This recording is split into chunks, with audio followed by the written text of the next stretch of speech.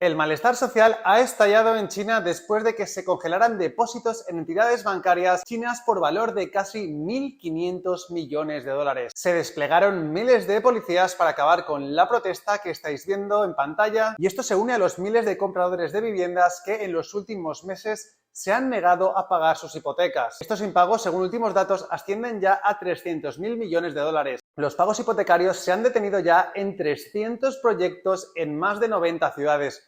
China está experimentando una crisis de confianza en su sistema financiero sin precedentes. La revuelta social está creciendo a medida que el Partido Comunista Chino trata desesperadamente de censurar las imágenes como las que estáis viendo del creciente malestar en el país. En este vídeo vamos a ver los alucinantes acontecimientos que están teniendo lugar en China actualmente y lo mal que está gestionando esta crisis las autoridades del país.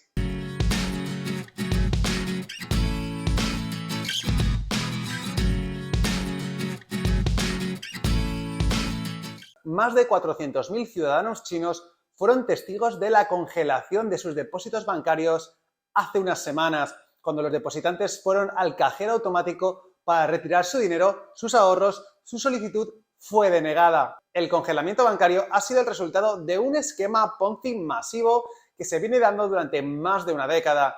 Las protestas por el congelamiento bancario se han hecho virales en las redes sociales, a pesar de los repetidos intentos del gobierno chino por censurarlos. Si bien el corralito chino solo ocurrió en 5 bancos rurales o cajas rurales, muchos otros bancos chinos probablemente estén en riesgo similar.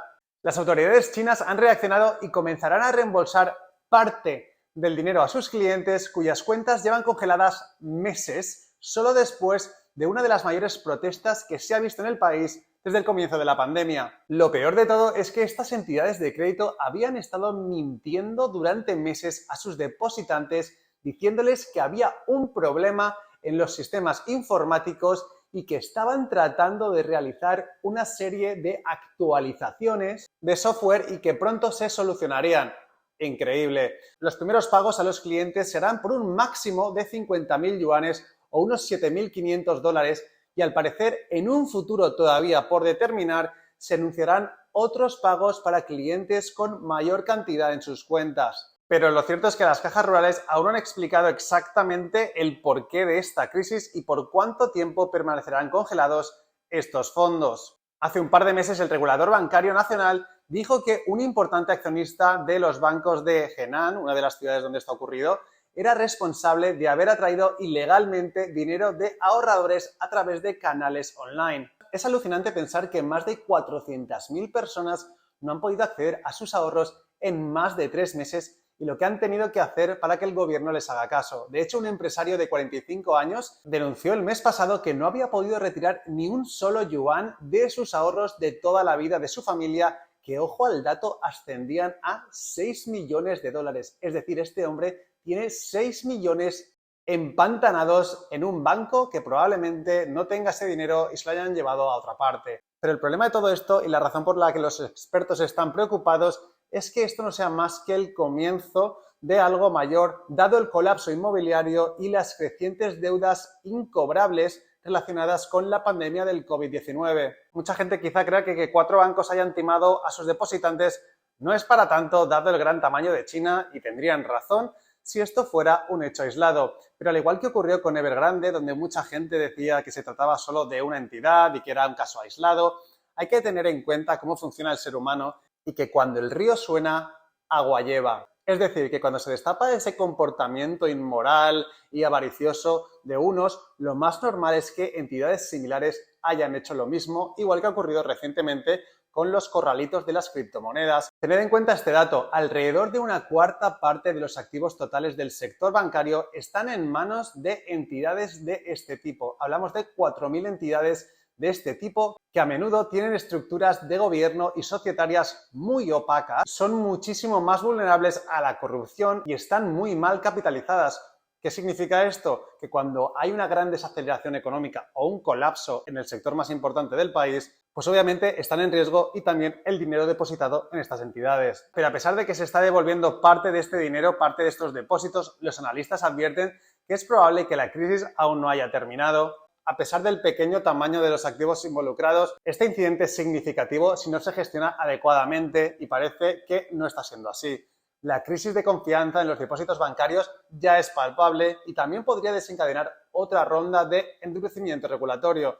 Pero lo cierto es que ese endurecimiento regulatorio está empeorando la situación porque estas entidades están al límite, están sobreapalancadas y ya es demasiado tarde. Mucha gente se ha quedado sin dinero injustamente por confiar en las entidades bancarias y el rescate de los depositantes en realidad tiene letra pequeña. Muchos clientes tienen depositado mucho más dinero del límite máximo que ha establecido el gobierno y siguen sin conocer el futuro de los ahorros de su vida. Por poner un ejemplo, no se realizarán pagos a clientes que depositaron fondos en los bancos a través de otros canales con supuestamente altas tasas de interés, pero claro, no se revela exactamente qué tasas de interés son, o que hayan violado ciertas leyes o regulaciones. Es decir, la descripción es muy laxa y eso puede hacer que el gobierno decida cuándo devuelve y cuándo no devuelve. Según medios chinos, los productos de ahorro se lanzaron a los clientes a través de plataformas online afiliadas o propiedad de gigantes tecnológicos como Baidu o JD.com, que son empresas que todo el mundo realmente confía en ellas, sobre todo en China, ya que son gigantes. En China, en teoría, los bancos locales solo pueden obtener depósitos de su base de clientes local, pero en los últimos años se ha vuelto muy común que muchos bancos pequeños se asocien con estas plataformas y atraigan fondos de más partes del país. De hecho, la tendencia era tal que el gobierno prohibió a los bancos vender productos de depósito a través de estas plataformas. A esta crisis en el sistema bancario se une la mayor crisis inmobiliaria que se recuerda. Las ventas de propiedades han caído un 20% y la obra nueva hasta un 30%. Pero realmente lo peor de todo esto que estoy explicando es que esta situación está afectando gravemente a la estabilidad y al orden social. Debido a que muchos compradores de viviendas chinas ya no están pagando sus hipotecas, los reguladores financieros han creado una propuesta para permitir a estos ciudadanos hacer una pausa en los pagos de su hipoteca. La cantidad de impagos ya asciende a 300.000 millones de dólares. El problema tanto del boicot hipotecario como del congelamiento bancario es que se pueda producir un efecto dominó debido a la crisis de confianza. Como algunos ya sabréis, el sistema bancario chino se basa en reservas fraccionarias.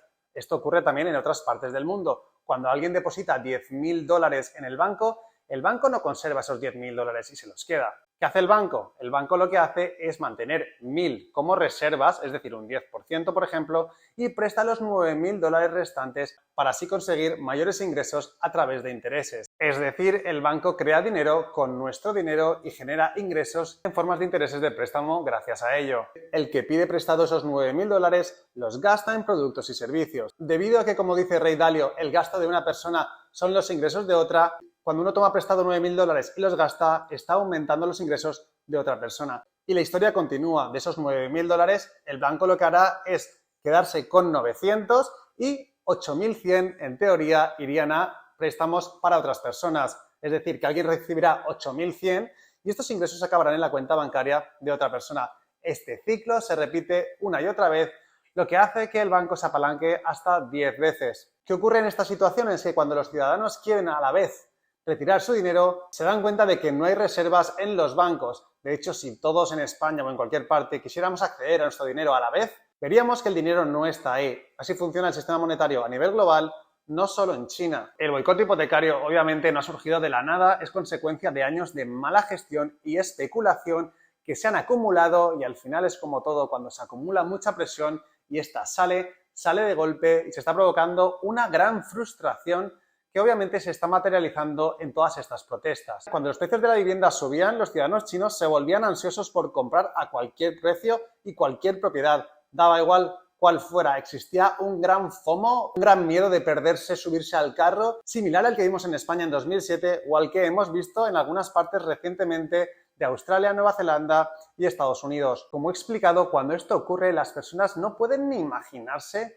que los precios algún día bajarán y extrapolan subidas pasadas al futuro. Esto no solo ocurre en el sector inmobiliario, también ha ocurrido lo mismo en la bolsa y en las criptomonedas. Pero claro, cuando se junta una crisis de confianza bancaria y una gran crisis inmobiliaria donde el 70 o 80% de la riqueza del país está en ese sector o depende de ese sector, las cosas se complican. Lo que ocurrió fue que los promotores inmobiliarios vieron esta ansia por comprar como una oportunidad para expandirse más rápido y ganar más dinero todavía. Y aquí es donde entró el juego este del modelo de preventa, que es algo similar a lo que ocurre en España, pero no igualmente, lo voy a explicar, donde los compradores realizan un depósito para comenzar a pagar hipotecas sobre casas sin terminar. En China, la reforma de la vivienda de 1998 se basó en la experiencia de Hong Kong e introdujo este sistema de preventa debido a la escasez de viviendas en su momento y también la escasez de fondos de las entidades promotoras. Este sistema de preventa no es algo exclusivo chino, existe en muchos países, pero hay una grandísima diferencia.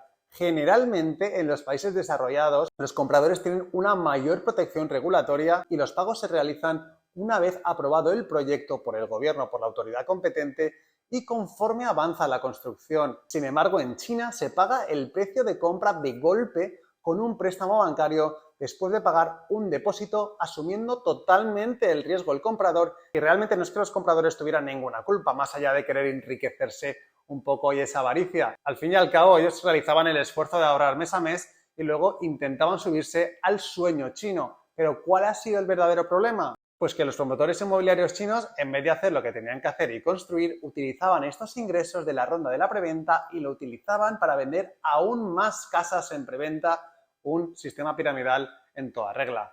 Como podréis imaginar, al igual que cualquier esquema Ponzi, este modelo funcionó increíblemente bien mientras los precios de la vivienda subían de forma dramática y la gente entraba en ellos. Sin embargo, en el momento en el que los compradores se volvieron escépticos, empezaron a ver edificios que no acababan de construirse, todo este modelo de preventa colapsó. Los esquemas Ponzi no son nada nuevos, de hecho tenemos, por ejemplo, un sistema de pensiones que es un esquema totalmente piramidal y fraudulento.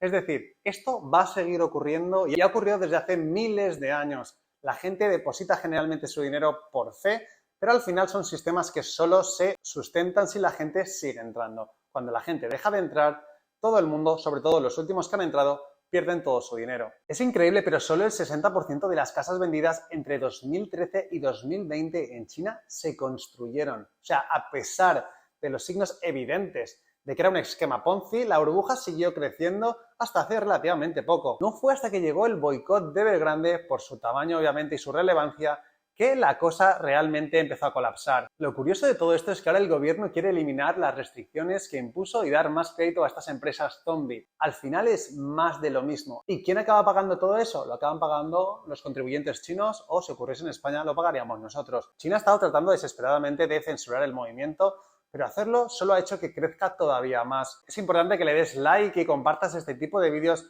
primero para apoyar la libertad de expresión y segundo para ayudar a personas a conocer realmente la verdad y a impulsar este vídeo en el algoritmo de YouTube. Lo que podemos ver de nuevo es que no se castiga a las empresas que cometen actos ilegales y al final muchas veces se les deja sobrevivir o son rescatadas a costa siempre del contribuyente, porque aunque digan que el dinero no sale del contribuyente, eso es mentira. Sale de dos formas: o hay inflación porque imprimen dinero y lo paga el contribuyente, o te van subiendo los impuestos y realmente recae todo el peso sobre el contribuyente. No solo el contribuyente, o en este caso el comprador de una vivienda, se ve afectado por la mala práctica de estas empresas que lo que han hecho es coger el dinero de los compradores y llevárselo probablemente fuera del país. No solo eso, sino que los gobiernos dejan a estas empresas zombies sobrevivir y mucha gente se cree que esto no tiene mucha relevancia, pero estas empresas cogen recursos que se podrían utilizar muchísimo mejor en otras partes de la economía. Ya veremos cómo acaba todo esto, pero lo que está claro y se está demostrando un poco en el ciclo en el que estamos es que el mundo no se soluciona a base de imprimir dinero o a base de mantener una economía zombie. En algún momento estas entidades tienen que hundirse y el sistema se tiene que sanear. De lo contrario, viviremos en un mundo súper injusto y en el que uno no puede estar ni tranquilo de depositar su dinero en ciertas entidades bancarias. Como sabéis, seguiré cubriendo este tema ya que es súper interesante y estoy seguro de que habrá más cosas que informar.